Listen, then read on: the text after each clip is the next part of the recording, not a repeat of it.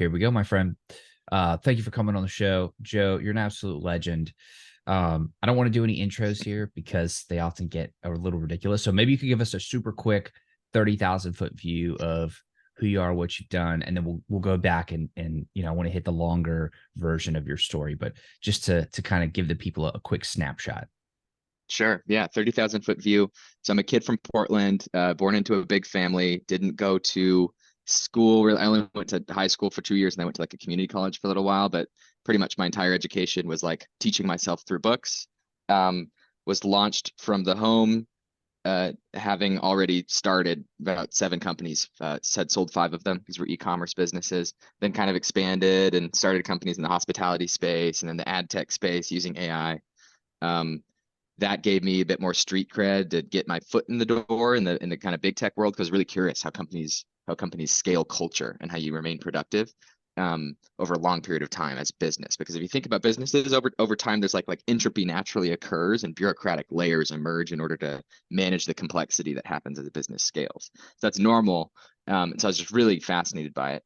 Worked at Intel for a while. It's part of a really cool team that we were working on launching their GPU products. That got me turned on to GPUs. Um, Left Intel. Um, yeah, went down the rabbit hole of kind of studying different layers of tech abstraction. My core skill set right now, which I'm evolving, is like a marketer. I'm good at marketing. That's what I can promise to people.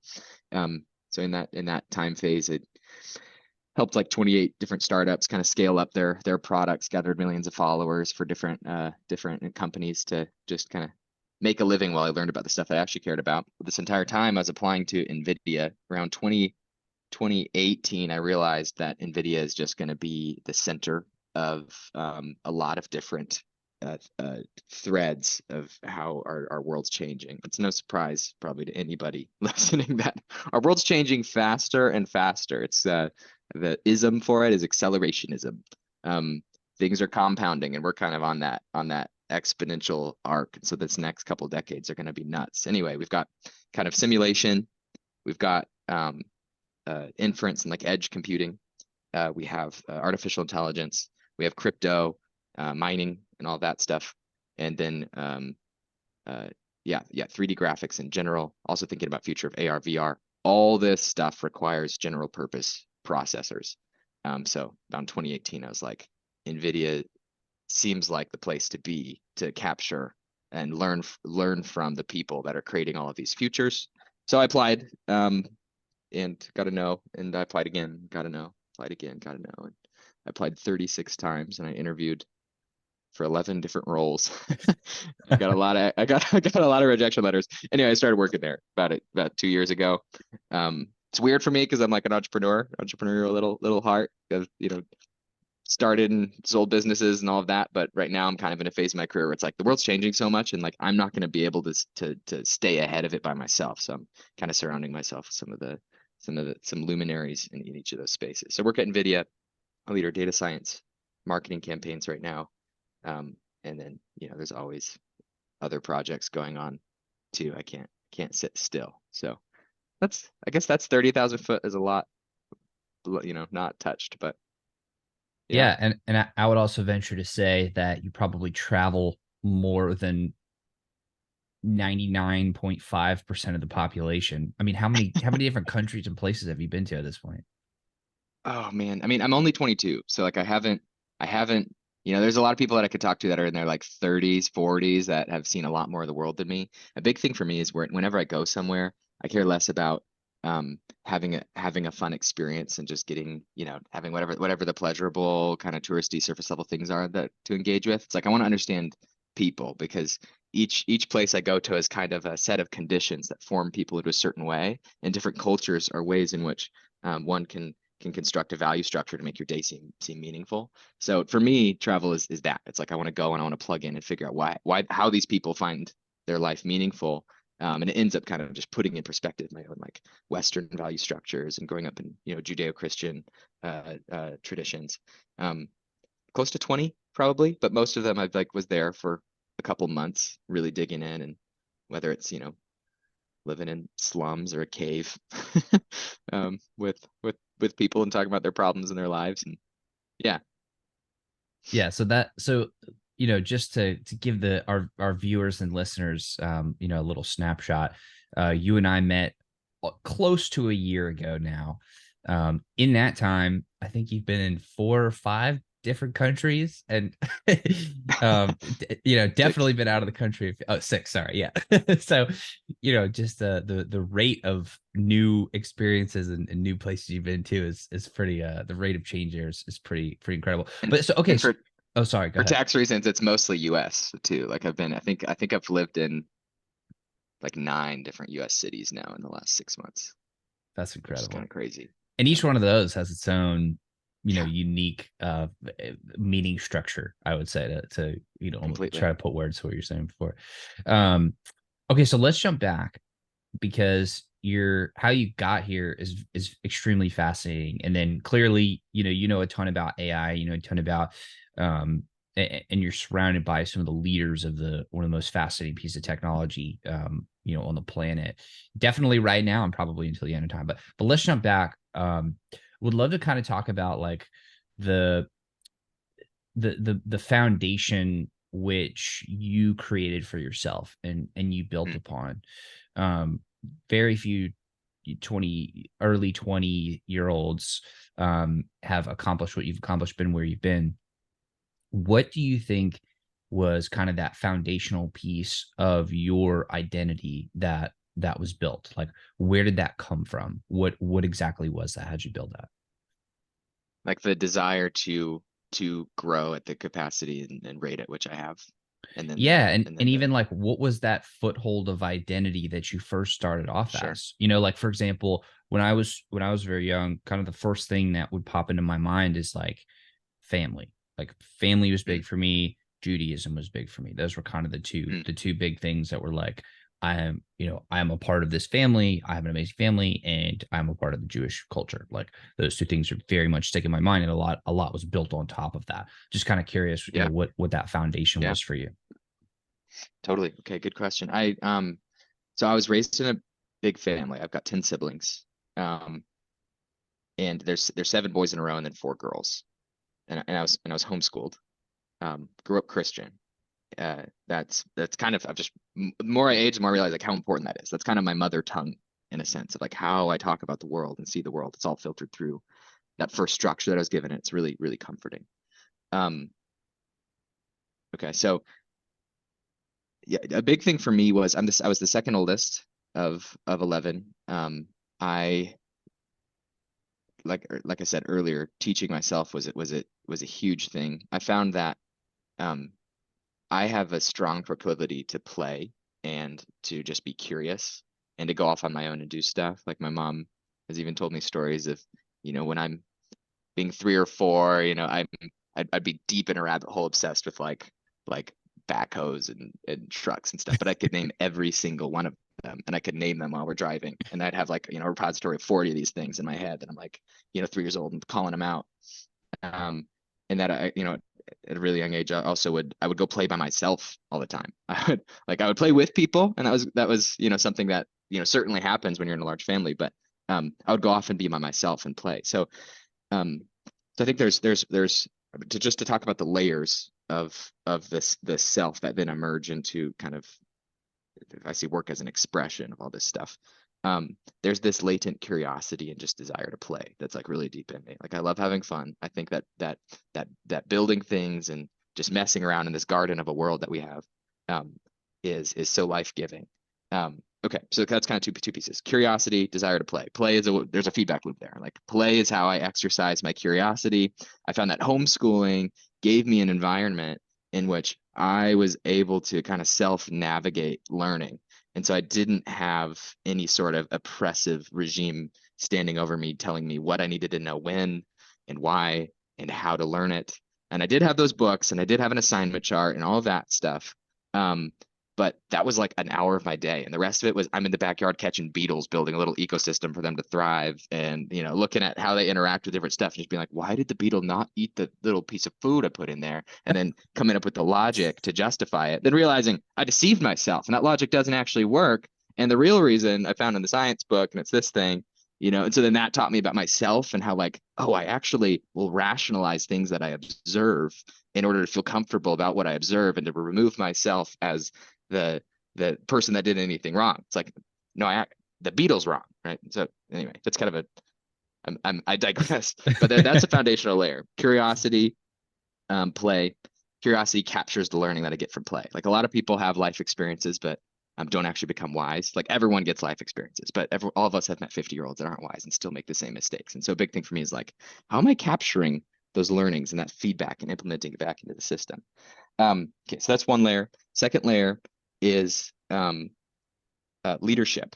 Growing up in that kind of household, uh, I I ended up kind of becoming like the de facto person that people would go to play games, invent environments. Like, Joe, what are we going to do today? Like, I almost became like pseudo authority, and some of that was grabbed by myself in a way that there's a desire for it that I looking back realized like, oh, that's an unhealthy tendency of mine to want to vie and grab for status and take up space that necessarily shouldn't belong to me. So servant leadership is a big thing. But that's so foundational curiosity, learning. The second layer is kind of this leadership and guiding people and nurturing them into the same space. It's like I have such a beautiful experience with myself, being curious and playing, and business is play to me, by the way. And all these things where I can gather feedback from the world. I think business is a great way to gather feedback because you're getting a revenue number. Like you can't really quantify a lot of other things that you create, but revenue and profit, very handy. That layer, so leadership and guiding people into that place of play and curiosity. I've actually seen crazy amounts of healing occur in people when they just feel like they're safe enough to start playing and being curious again. So that fired me up. Our kind of home became the place where all the neighborhood kids would come over and we would just, throw out ideas, and we'd be in the backyard with, PVC pipe swords, pretending that, okay, you're a level 2 spellcaster and you're a level 6, warrior, and you got to go into this dungeon. And I would like play the role of the bad guys and all of them, and would delegate rewards, and we'd have this crazy, imaginative experience going on. So a lot was unlocked there, and I think that was the foundation. For entrepreneurial specific stuff, I think around the age of 14, 15, I started getting on my phone. I started getting into, various, I was well socialized as a homeschooler. There are plenty of us that are bad examples. And some of the circles that I was in, one was like I was in this musical theater group. Another was like a youth group. Some of these places that kind of played key roles in my conditioning, where I became aware of like the status structures of people around me. This is another thing that homeschooling did, is it freed me from the status games that get introduced usually in middle school, and where we all became really aware of self and ego. Not like a cognitively aware, but kind of like a subconscious. We start having emotional reactions to how other people perceive us.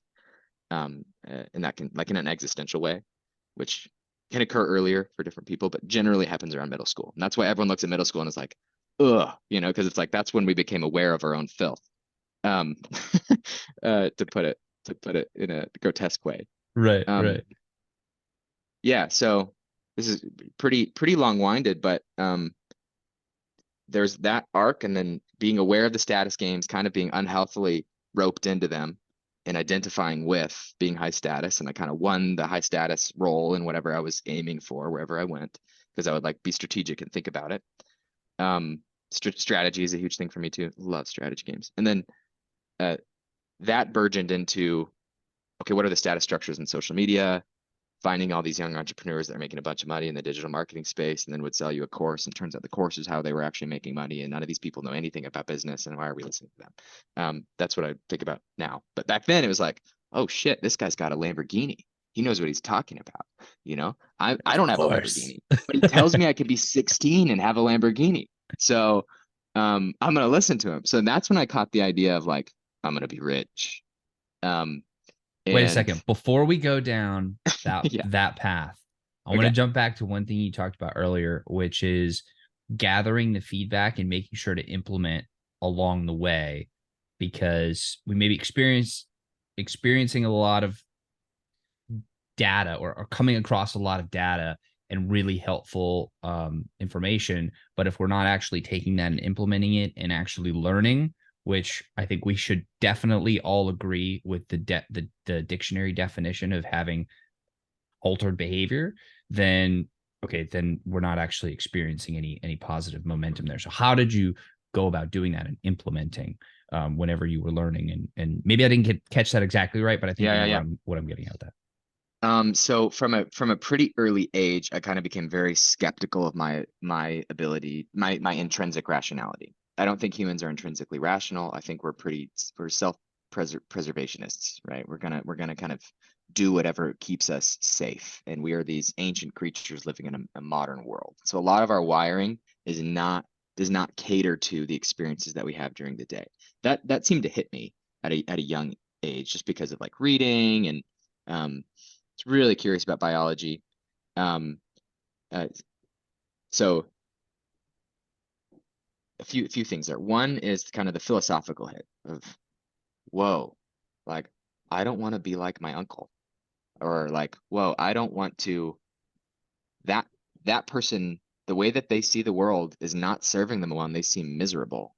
And it's like I'm having a lot more fun than them, but they're like 20 years older than me. Like, why do you have a worse life than me? And I'm like, and I'm 17 or whatever.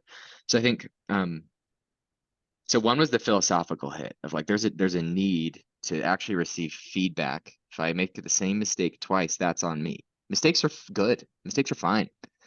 You make the same mistake over and over, you didn't adjust your priors. Is kind of what that says in a Bayesian sense. So there's one was like kind of that intrinsic philosophical sense. Another thing was I was always curious about the science of learning and like how learning actually works. And I actually remember being 15 and reading this article about neuroplasticity. And it was one of those moments that just kind of transcended time and space because I was like, I can change. I can change my actual brain. Like everyone says, oh, I've got a chemical imbalance. Oh, I'm just wired this way and all that stuff. And sure, there's like genetics, but hey, there's also epigenetics and yada yada. I just kind of that moment when I read that article, I was like, I am responsible. I am responsible. I can change. I am not a victim of my environment. I have a set of inherited initial conditions that those are the cards that I've been dealt. And frankly, I'm really privileged. I got a great hand. And I'm building my life on the shoulders of the men that have come before me and the women that have come before me. Um, uh, so to kind of circle back to the actual question and answer it, um, it was the philosophical hit, and then early on, kind of learning the mechanisms of like, okay, it's important to gather feedback from the things that we do in order to not become someone that I don't want to become. And then two is the methods of implementing that need to be aligned with my biology. I can't just think about it. I can't just shame myself into changing. That does not work, right?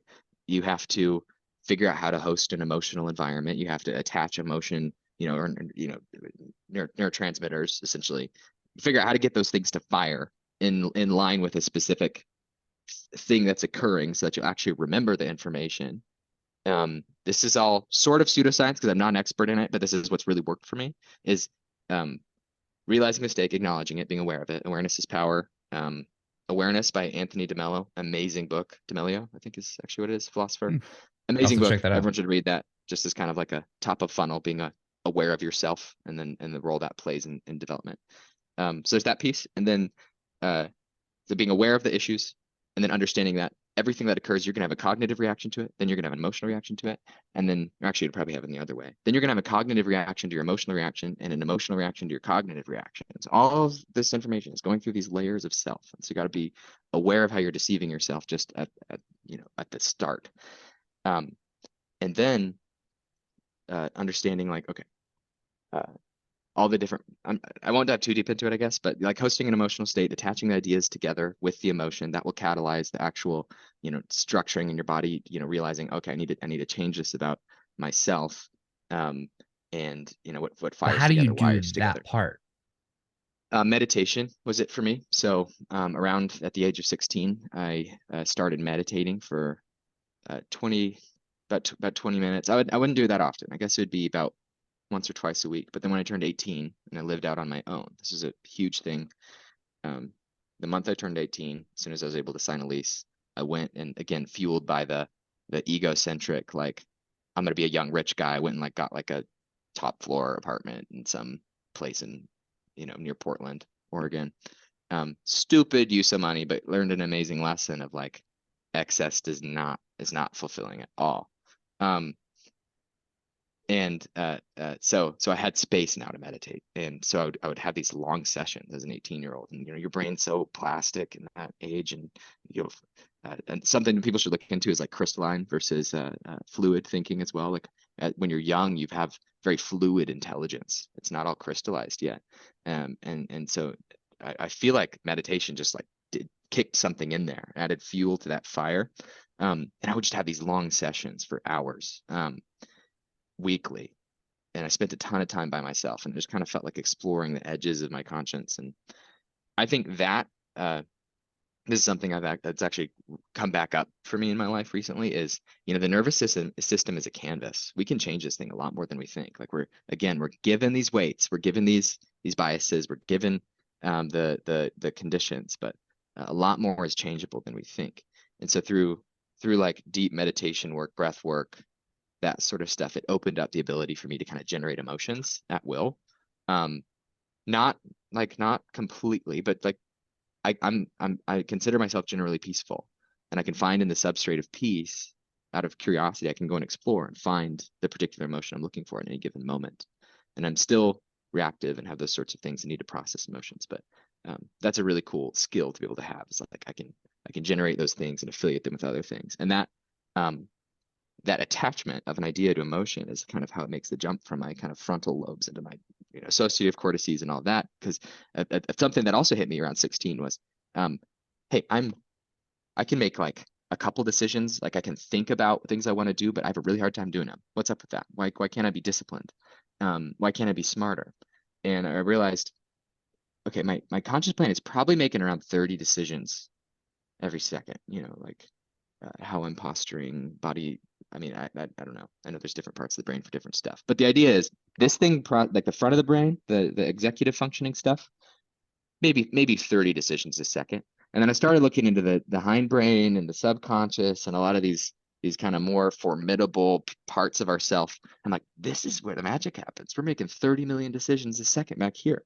So I'm like, if it's that big of a difference, everything that's going on in the front of the brain, the purpose of thinking about stuff up here is to get them to make the jump into the back so that I don't have to think about it anymore. And that's how you compound, is you build up the systems here so that the natural expression of self is genius that you've curated. So that was a model for me, like a working model. I didn't have anything to kind of base it on yet, but I had these like intrinsic curiosities about it. And over time, it's just really worked well for me. I wouldn't say I'm a genius, honestly, that every day I learn more and I feel like I'm like deeper in the pit of despair and the what's that curve called? The one where it's like confidence and competence. I feel like I'm constantly stuck in the like low confidence, mid-level competence stage of life thing, I guess. I'll have to find that curve. Yeah. Anyway, so I don't even remember the question, but that's a big ol' That was a good journey. that was a good answer to it. Yeah, the question was, how did you make sure to implement and to gather the feedback and to move forward? And I think you adequately answered that, more than adequately answered that, by using meditation to be able to maybe not totally, but at will kind of call up these different emotions. And then as you're learning things and you're gathering feedback, attach the appropriate emotions to that feedback, Yep. and then bring that into your subconscious and to really feed that the most powerful parts of your mind and your brain, so that the natural expression, almost like your default self, was the culmination of those things that you were committing to memory intentionally over time, if I understood that correctly. Yeah, exactly. And yeah, that's exactly right. And in business, it looks little bit different because you can almost think about business as like value creation and value capture as two different mechanisms. And value capture is the feedback piece, and that's how you scale. And we could talk about that model more, but yeah, with the self, it's also like the fundamental substrate too is I'm deceiving myself, and there's a high level of intelligence going on. And there's a lot of studies out there now that show that like the more actually intelligent you are, the more likely you are to have woven some sort of elaborate lie to justify and rationalize why your life is meaningful and why your days are being well spent. And so I was like, I don't think I'm that smart, and I hope I'm not for that instance, so I can just approach things with an open mind. But I think it's kind of a war to maintain an unbiased mind. Um, yeah, agree. Yeah, I think it's a war. Unfortunately, a lot of people are currently losing, Because and they don't know they're fighting. right. They don't know they're fighting. You got to be aware of the fight first. And so that's one of the biggest gifts that I feel like you can give to people is sit down and using some sort of Socratic method, because no one likes getting told what's going on in their life. That never works. Not a healthy way to have relationships or conversations. But when you're aware of that war going on, and you can talk with people, and the way that they process their life is in that sort of rationalization sense, you can, if you ask that, I mean, it's very strategic, and I've pissed people off with this, but and so I've kind of learned over time like what the unique ways are to come at each person to try to get them aware of that fundamental layer of deception. Um, but when the people have that unlock moment, it's actually incredibly fulfilling because it looks like a seizing of control back in people's lives. You see these people that their life just looks like the second law of thermodynamics. It's just like heat expanding and this just entropy increasing as they get older, and the lies get more complex, and there's these layers and layers, and instead of now quibbling about it, why mom doesn't, my mom didn't look me in the eye or mirror my expressions when I was 6, and you're kind of building that. Because another thing to say that's important is like a lot of people aren't aware of the war because they weren't exposed to the thoughts, or they were in some sort of traumatic environment, which does affect the genome. It does affect the way the mind's wired. Because think about, okay, if emotion bonds stuff and what fires together wires together, and like that's going to be trauma is going to be one of the most heavily like influential moments on your actual genetics and your biological structuring. And so there's a bit of biologic, like you get the work that you do that kind of we can easily treat a surface level of being aware of our problems, thinking of, working on solutions, then attaching those to emotions and storing them away, and um, meditating to the point where we're doing the hard work but not blissing out. That creates biological change, and the biological change creates the environments to go deeper with that work. And so when you start, it's just like you're sitting in a fire. It's so hard to even think straight, when you're not looking at your phone and you've got your to-do list, and you need a pee, and there's like 20 things coming up all the time, but you just gotta sit until that default mode network turns off, um, and just with like open hands of like, okay, I'm gonna receive whatever comes, let the thoughts pass through the mind. But that feedback, that compounding thing is really important. It's like no matter where you start from, you can get to a place where your mind actually has the conditions to get quicker into that sort of not nirvana, but like where you're Well, just it's in touch with the well, it, emotional chords of your life. yeah, it gives you control back. It's like I have Exactly. I Yeah. have a choice here. I do not have to just exist with this current with whatever's going on currently. Like Yeah. I can actually make meaningful change. You know what's interesting I found is with media, a lot of the times Mm. you if you're talking with somebody and you may be talking to them about it, like instead of doing the very tactful asking questions in a certain way to help people discover it for themselves, which is what I gathered from what you were saying was the most effective way. if if somebody's watching, for example, a podcast interview and they're hearing somebody describe something, that cuts through very deeply, and it's a lot more palatable. I know that for myself. Like if I read something in a book, it's much easier for me to like take that in and to make meaningful change with that information, as opposed to if I'm sitting with somebody and it's somebody that I don't necessarily like, maybe I don't necessarily trust their credentials on that specific thing. Like I'm a big Yeah. believer in like people can only lead you to where they are type of thing. Yeah. Never take Um, advice from someone that's not where you want to be in life. right. in the aspect in which you want to be in that way. So Yeah, yeah, sorry, exactly. keep going. No, exactly. So like if I know that the person sitting across from me, like if they're, just a crude example, if they're poor trying to tell me how to be rich, and I'm like, I don't believe you. Like, why would I believe? But with media, it is a lot more easier, I've seen, for people to connect with things because you don't have to find that person and sit across from them at a table. They can be halfway across the world and you can still download that information. So Yep. maybe, so maybe we can just share with them that previous clip of when you were going through that, and that can help people get that unlock. And they don't have to necessarily go through that series of question and answer, maybe that could be enough. So yeah, I'm hoping Yeah. that Two, that could reach a lot of people. I have two thoughts there. One is the information that you get presented in something like this podcast that you're listening to right now will is it probably seems less personal, and it's less about you individually, because I'm talking about my life and I'm talking about things that have really worked for me. And so in that way, it sits at this abstract level where it's like what you choose to believe it's completely within your control. When you're one to one with someone, you've got all of the entire, that we're hyper social creatures. We've got a hyper social brain, and you've got these networks firing all the time, noticing the micro suggestions of their body posture and all this other stuff that's informing the way that you feel, and whether you're uneasy or not, whether or not you feel safe, and that's all juxtaposed against your history of dealing with people and how they talk and your culture and yada yada yada.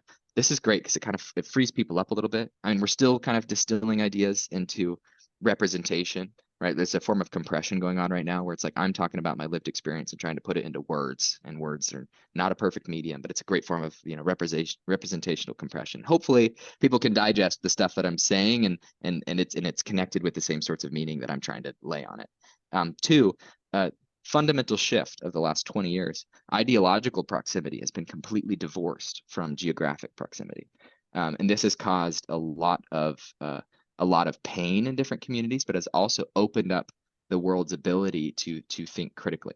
Another thing is narratives can now infiltrate different communities and cause, we can see culture wars occurring on the scale of like a small town of 100 people. And while that's not fundamentally new in the sense that there'd be some outliers, it's never been like this 25 think this, 25 think this, 30 think this, and they're willing to go to bat for it, and they're willing to pick up a pitchfork for it. Um, uh, you could see a few different moments of this. Like one was like Gutenberg, printing press, that whole moment, suddenly ideas became available for anyone that could afford a book. That also, but there was a distribution mechanism there. It's like only people who had printing power could distribute their ideas, and now manipulation can happen at scale, those sorts of things. Same thing's happening with the internet. The biggest thing though is I can go from 2 clicks, like just from now, what I'm looking at right now in this Zoom call, I could be in 2 clicks and be, deep in some subreddit, learning a new fundamental model of the world. And I can spend time with people in, a Discord room or whatever, and start to have those ideas socialized and bounce back and forth. I can feel part of this in group, and then I can walk out the door. I'm in Asheville, North Carolina right now, and I could be, I could think that the Earth is flat and that everyone's out to get me, and I'd probably find community here just because of where I am. But I could walk around, and everyone else has this completely different cosmos of ideas. There are two things here. One is that could be incredibly good for society because it's just a fundamental law of evolution, or I guess I should put a little bit more nuance there. Maybe it's not a fundamental law, but it's a model that has been back tested and worked, that the more variety there is within a species, the more room there is to adopt the positive traits and evolve collectively. As the next generation then carries the good ones and it propagates across a few different mechanisms there, pass on from generation to generation, and the propagation horizontally within that generation. So the more ideas we have, and now there's more room to have more ideas, which the internet has enabled. Anyone can now access these things. We have the potential to evolve as a society, culturally and ideologically, so much quicker. Another thing is there's a slippery slope now, especially as we rebuke tradition. Tradition is including the dead in democracy. When we cut the dead out of democracy, we suddenly are getting rid of all of these Schelling points. Thomas Schelling is this economist, and he kind of came up with this idea of. I also, there's a community that has also added more language onto his thoughts, the rationalism community, which I'm not a rationalist, but some of the ideas are worth keeping. Thomas Schelling invented this idea that's like, okay, there's a certain point at which things become arbitrarily wrong, and they've been assigned that in order to protect people from, spilling off and making mistakes that the last generation made. I think tradition very much plays that role, and I think we should listen to tradition a lot more. There are billions of humans that lived before us that had similar life experiences. And C.S. Lewis calls it chronological snobbery, when we don't pay attention to the cultures and learnings of the past, and like think that they had a fundamentally different human experience than we had. Wrong, completely wrong. So use Schelling points, arbitrary moments where things go from right to wrong, to protect society culturally from these slippery slopes. We can also talk about politically, economically, all that, but Yeah, it's a dangerous slippery slope when you're not aware that you're getting manipulated, and manipulation mechanisms exist at scale, and then they're in the hands of a small number of people, which we've seen a lot of. It's multiple of, at least in the US, the main political parties have campaigned on top of that the last few times. So everyone should be aware with the pain that's come from that. The solutions are a bit more nuanced though, and unfortunately can't be said in 3 words. Right. I think it would take us easily 8 to 12 hours to fully dive into all the things we've already talked about.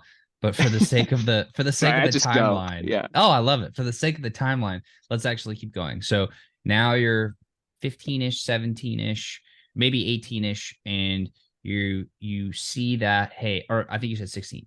A 16-year-old can have a Lambo. And so now you're kind of going down this business Mhm. rabbit hole, and you've decided that you want to acquire some wealth.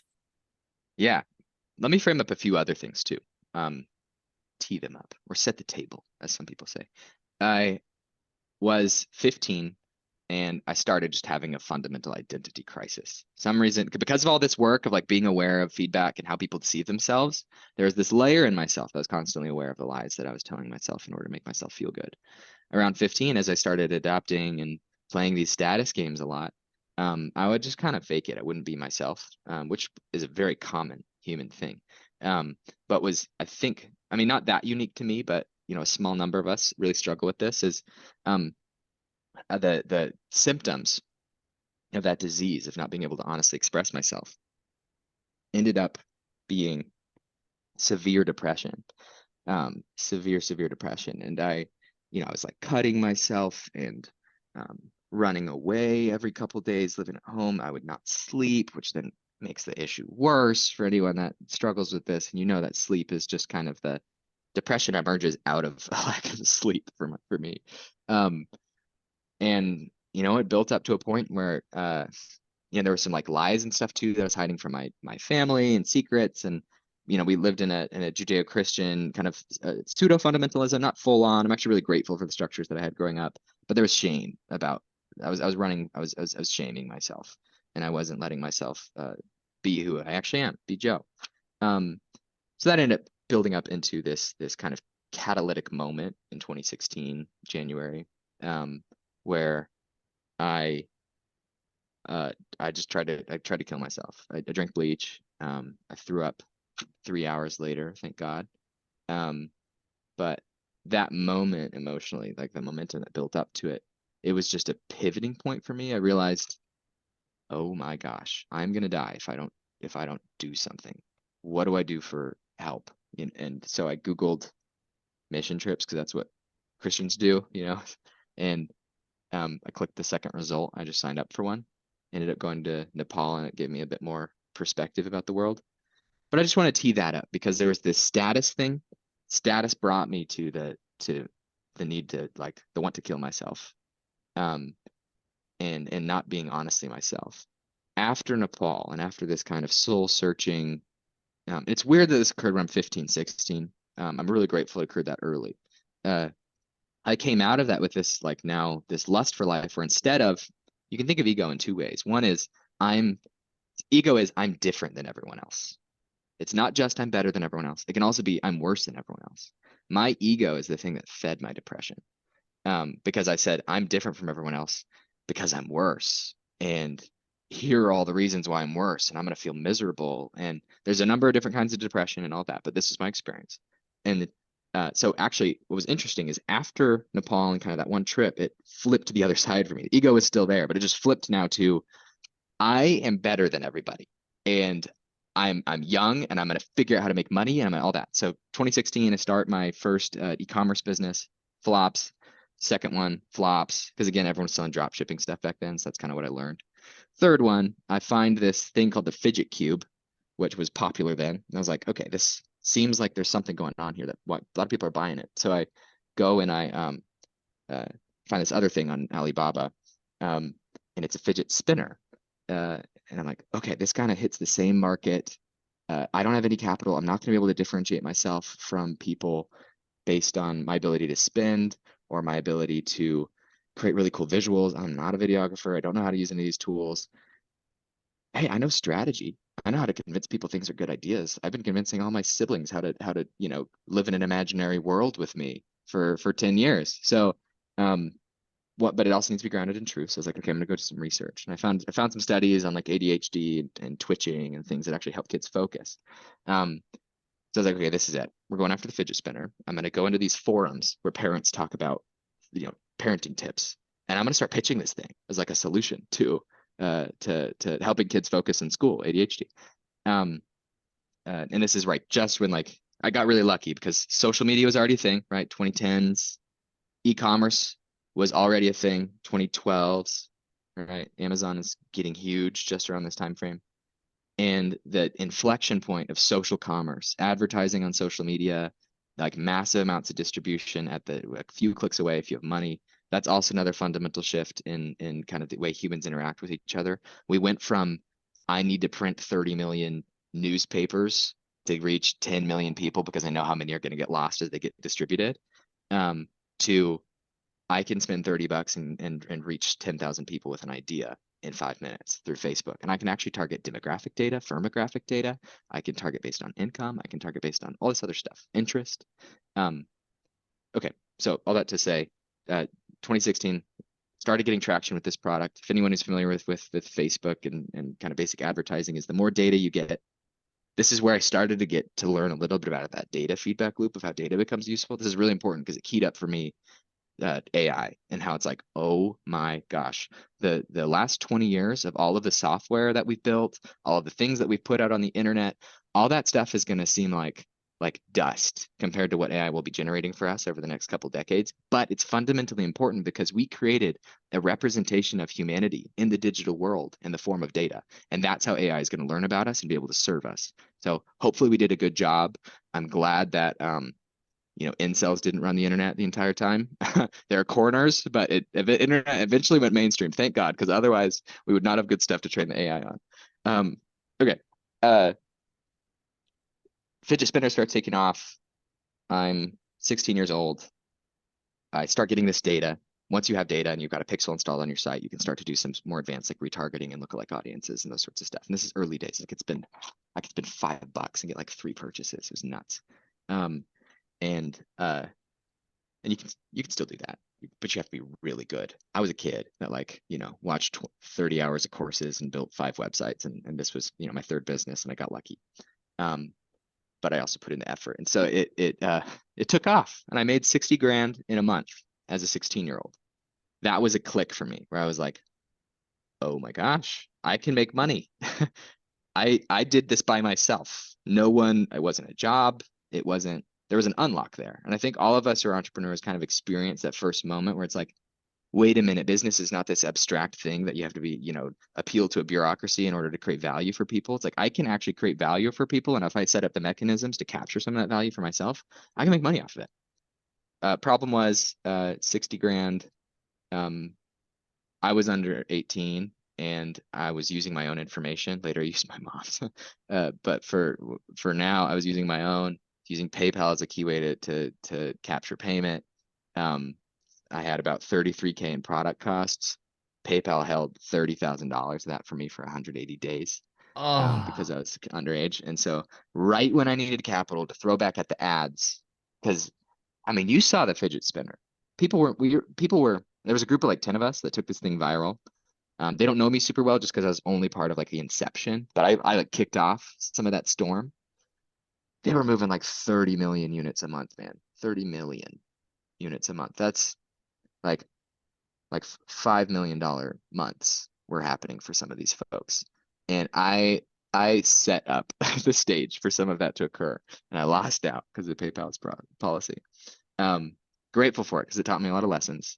But bummer. There are like a few moments in my life where I can point to be like, I'd be worth 50 million plus if I if this one thing changed. Like investing seed stage in Rivian didn't do that. Oh, bummer. I had Doge in 2016, Bitcoin, and earlier than that, Ethereum too. Bummer. Um, so for yeah, so the fidget spinner went really well. I went and worked at Taco Bell to cover that 3K difference in product cost, and that just taught me a lot about like just working, and then it didn't go straight to my head, unlocked something for me. But actually, that's probably the best way that things could have gone, because if you think about information, there's kind of three different stages of making information productive. There's descriptive, predictive, and then prescriptive. It's sequential. It's in that order. You're not going to be able to predict something if you're not able to at least describe it. You're not going to be able to prescribe something unless you're able to predict what will occur once the changes are made, right? So you have to be able to describe. You can apply this anywhere. And this is also key in how we're developing AI. Is the AI needs to be able to describe what's going on and able to be able to start predicting what's going to happen next. Once you have a really high level of confidence in what's going to happen next, and we're not really there yet with most language models, you can start to prescribe things and be like, this is what you need to do. These are the 4 things. And we know with a high level of confidence that this is going to solve your problems. So back then, I couldn't even describe why I got successful, right? It's like I didn't know the science of positioning. I didn't know, I didn't have a lot of messaging strategies and competence with advertising and some of these skills that I have now because I've spent millions of dollars on that stuff. And, I've launched a lot of brands. I've got some of the scar tissue and stories that I'm like, okay, I know because of that this will work. Back then I didn't. And so not having all the money was great. Because and there was this promise that in 180 days I'm getting $30,000 I can put towards my next business. And so there's this period where it's like I need to understand why that worked so I can do it again. And I just ate shit for a while. It was my friends at the time too. I did this. This happened at the same time. I was going to this private Christian school. I had great friends there. It was awesome. My life was great. I was doing sports, all that. But there's something in me when I realize I'm not living up to my potential, and it kind of eats at everything in my life. I just kind of wilt. And that was happening there. So I'm really grateful for whatever that force is. I realized I'm not getting enough of education as I could. I'm not able to explore my passions, and most of my time is going toward filling out these workbooks. And so I was like, okay, I'm going to go to a private community college, and I'm just going to do there and pick the courses that I want. I'm going to have a lot more mobility, and I'm going to focus on my businesses, because if I can now work on it in between classes, I can work on it in class because my computer can be out, which wasn't allowed. So that was another shift that was going on where it's like I left all my friends, and I was in, this is where like the momentum occurred. If you're an entrepreneur and you're listening to this, there's a phase of your life where you got to get comfortable with people just kind of forgetting you, because you go dark for a while and you got to work on it. And people dramatize this and romanticize this. And, this is something that you could probably find 50 motivational, sappy pictures on Instagram about, but it's true. It's like everybody at some point, you just got to go deep and you got to disappear for a little while and work. And hopefully you've got the loving structure set up around you where those people pursue you. Because I'm so grateful for my friends who would reach out to me and check in on me. And I needed that to stay emotionally healthy. But at that point I was taking 18 credits per term. I was running these, 3 different businesses and really going hard at them. And then I started working at Intel in this time too. So I had a full-time day job. And so it was 110 to 120 hour weeks for about a year. So this is the middle of here where I'm like, I'm failing. I'm just failing. I built multiple more of these stores, trying to figure out what worked, wasted money, in debt. It sucked. It sucked. And eventually started realizing little things that worked, little stuff. And I started recognizing like the small things form in the same way as the big things, like these big stores that I'm admiring and kind of reverse engineering their ads or whatever. Like their big stuff, I can create a small little corner and then improve it. And, here's another concept, the principle that's really important to kind of adopt. And that's also at the fundamental layers of myself. It's not 10 times harder to be 10 times better. You could be 10 times better and maybe it'll be like 2 times harder, but most people aren't willing to put in that 2 times. The arbitrage on that is insane. If you just put in 2 times, if you work twice as hard to learn and become better, it's like the curve there is it's not linear, it's alinear. And so I've been able to capture value in that sense a lot as well. Like that's how I got into rooms with people that were working with Elon and some of the most prolific chip creators and all that stuff. Pretty young as well. I'm very grateful for the minds that have been able to influence me. That I've been able to have them influence me. Let me phrase that differently. Okay. The long story short, I'm kind of rambling, but You know what? I figured This out is the a long model. form. This is a long form podcast. We can keep the long story long. Sweet. Sweet. Okay. I like that. Um, I figured out what worked, so I just started doing it over and over again. Built 7 e-commerce businesses that I would say are like formal businesses. I sold 5 of them. Worked out pretty well for me. I got bored. I got bored of it. So that's when I worked at Intel. My dad worked at Intel growing up. Um, he was like, "Hey, would you ever want to work here?" And so that was kind of the only model in my head of this is another thing. A lot of people only think that they can actually let me come at it from a different direction. There's this idea called of mimetic theory that Rene Girard talks a lot about. It's influenced a lot of minds that are kind of huge in Silicon Valley. Thiel and his kind of cohort, the PayPal Mafia, Peter Thiel. Um, and it's this idea that of availability cascades. Which is also another day that I should look up, and I can send a study even to put in show notes. But um, we are going to mimic people around us. People around us set the model for what sorts of things are possible for us to do. And so we kind of get locked into ideas of what's possible based on what we're initially exposed to. An example, my brother wanted to be a teacher because he went to school and he had lots of teachers around him that seemed like they were enjoying their life. And it was, he knew exactly what that job entailed. So he went to school to become a teacher, realized, I don't actually want to be a teacher. That was just the only thing that I know of. Um, so another unlock for me, which Nvidia has reinforced heavily philosophically, and I've been able to like build out this idea more. But the initial inkling was, um, I need to be able to invent versions of myself in my head in order to free myself from the need to have a role model to go after. Um, I have not had a lot of mentorships in my life because I think you can simulate those. I think once you know enough about somebody, you can just start to ask yourself like, here's a Christian example of one that I was grew up. What would Jesus do? And I can based on the text, based on all the stuff that Jesus did, I can start to think about in my environment. Jesus would probably do this. You can apply that to everything. You could say, what would a wise man do in general? Okay, what would Elon Musk do? What would Buddha do? What would pick your mentor that you know a lot about, because the data that you have on that person is going to inform the prediction. Again, description. Can you describe exactly what Jesus does and did? Okay, once you get there, you can probably start to predict what he would do in different scenarios with varying degrees of accuracy. Great. Now we're in the mode where you can simulate before you implement. This is the thing to remember. Simulate before you implement. That is how you reduce waste. That's how you reduce waste. We have a simulation engine on our head. I can think about what I'm going to do tomorrow before I go do it. I've built a structure and biological proof in my head that tomorrow has happened before I actually go do it. So that when I actually go do tomorrow, I'm just moving through these neural pathways that have already been primed. And guess what? It makes it look easy. A lot of my friends and folks who've like gotten exposure to my life usually only see different dynamics and different kind of vectors of it, which are palatable in the environments in which we interact.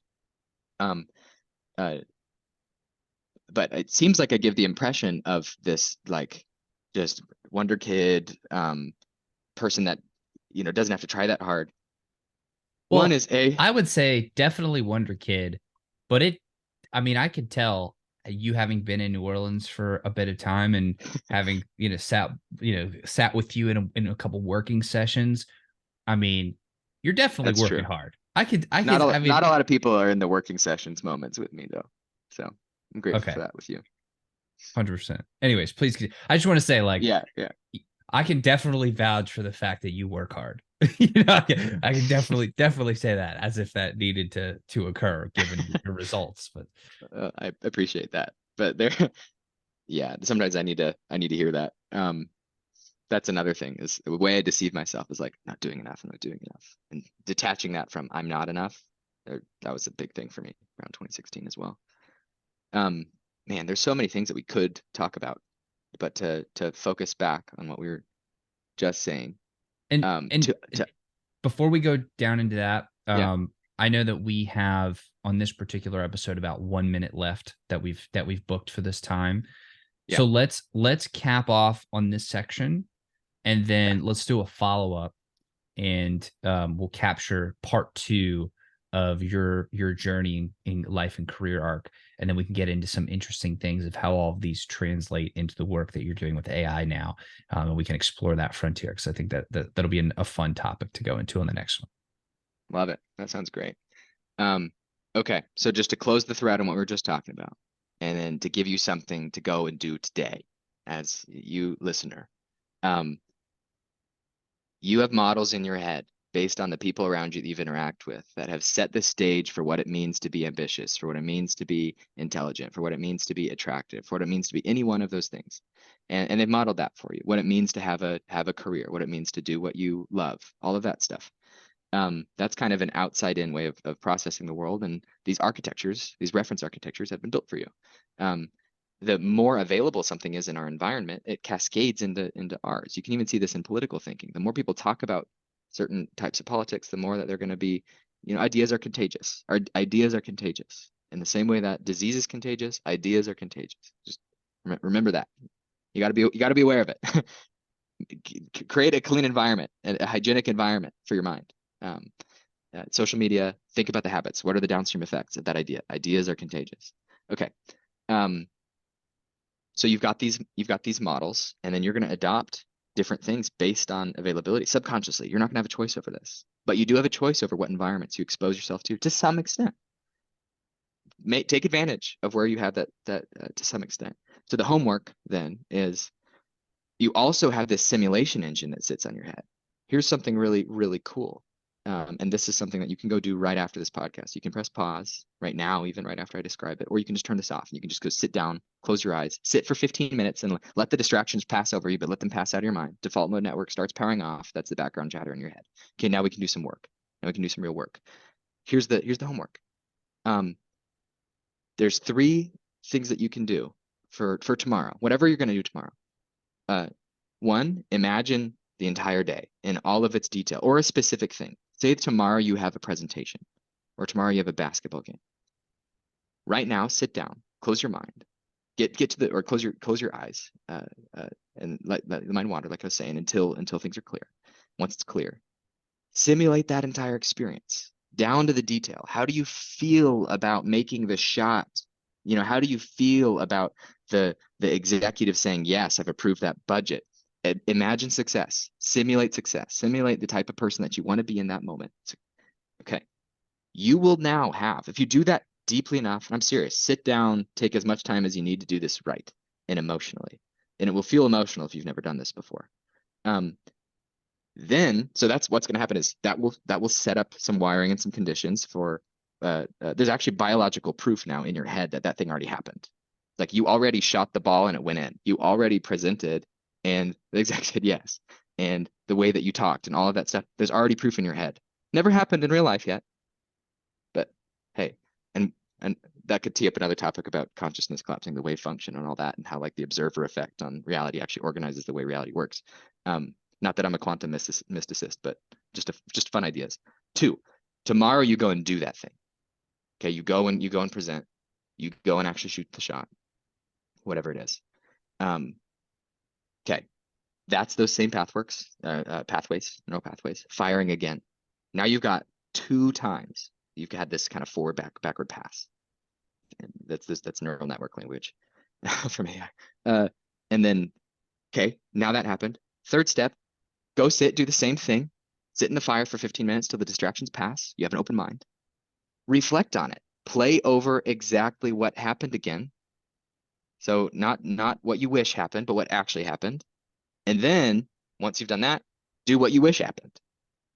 And what will occur is now you have biological proof of you being successful and you doing that thing 3 times.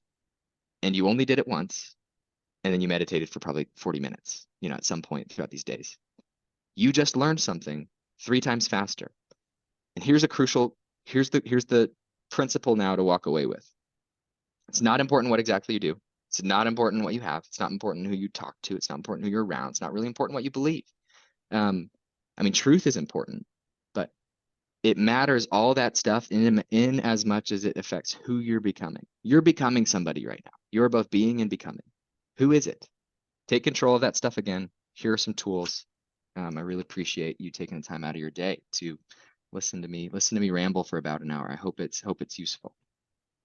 Well, if this is rambling, this is some of the most helpful rambling I've ever heard in my entire life. So, Joe, I want to thank you so much for coming on the show. I would really, really, really, really, really highly encourage everybody to listen to this a couple of times and like go through a section, pause it, and then like take some notes on it or take some notes as you're going through it. And then how can you implement that immediately? Or like what can you take from that? And then go forth through the next section, do the same thing and like break this down chunk by chunk because we're trying to fit so much into an hour.